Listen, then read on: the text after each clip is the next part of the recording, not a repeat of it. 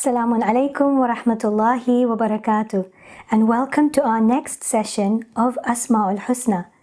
Now today's beautiful ism that we are going to be looking at, I'm sure you can all see it on the screen, is Al-Musawwir. Allah subhanahu wa ta'ala is not just the creator, but He is the shaper and He is the fashioner. He is someone who, when He designs something, He fashions it, designs it in the best of ways. The color, the shape, the size is produced in exactly the way it needs to be. Nothing is ever too big and nothing is ever too small. It is perfect. So His quality that we talked about in a previous session of Al-Khaliq is the creator, where He creates something from nothing. But this quality of Al-Musawwir then takes that something from nothing into then being designed in the best, the most unique physique, and designed in exactly the way it needs to be. So sometimes I might look in the mirror and say, my nose is too big, or my fingers are too small, or I'm too big, or I'm too small. But sometimes when we complain about these things, the way Allah subhanahu wa ta'ala has made us, it is like we are finding a fault in His creation.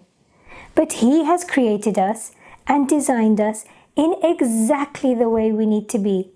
Not accidentally too small, or not accidentally too big, or not accidentally having a big nose, but it's just the way we were meant to be.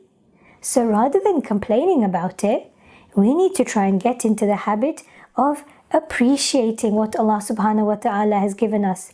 And the best way to do that is to look at those who don't have what we have. A beautiful saying said, I complained about my shoes until I saw someone who didn't even have any feet. I complained about my hands. I complained about feeling cold and not having gloves until I saw someone who was missing an arm. When we see things like this, it makes us realize how grateful we should be that Allah subhanahu wa ta'ala has blessed us with so much without us even asking for it, as we keep saying. And this quality of Al-Musawwir is so beautiful because Allah subhanahu wa ta'ala is able to make each of us not just different, but completely unique. How many people are there in this world? Millions and millions and millions. And even if you see two people who look similar, their fingerprint or their thumbprint will still be different. We've all seen in forensics when we've had to put our thumbs onto some ink and put it on a piece of paper. You can see your fingerprint, and each and every one is unique. No two people can ever have the same image of their fingerprint or their thumbprint. How amazing is that? How unique is that? And even though Allah subhanahu wa ta'ala has the ability to click His fingers and say, kun, fayakun, and something can come from nothing, Allah subhanahu wa ta'ala also has a beautiful gradual process to produce things. For example, it takes 9 months for a baby to form in the womb of their mother. And Allah subhanahu wa ta'ala has thought of every single thing for that baby. While the baby is growing in the womb of the mother, He gives them a pillow to rest their head on. He provides them with a source of food. He provides them with comfort. When this baby is born, He provides this baby parents to look after him. He provides them with love from these parents. He provides them with milk from the mother. He provides them with everything without asking for it. But everything is in a specific gradual process. If we look at the plants outside, they don't suddenly grow in the winter. They could, because Allah subhanahu wa ta'ala can do everything. But there is a gradual process of spring. And in the same way, the way we have Shahr Ramadan, it is a spring cleaning for our heart.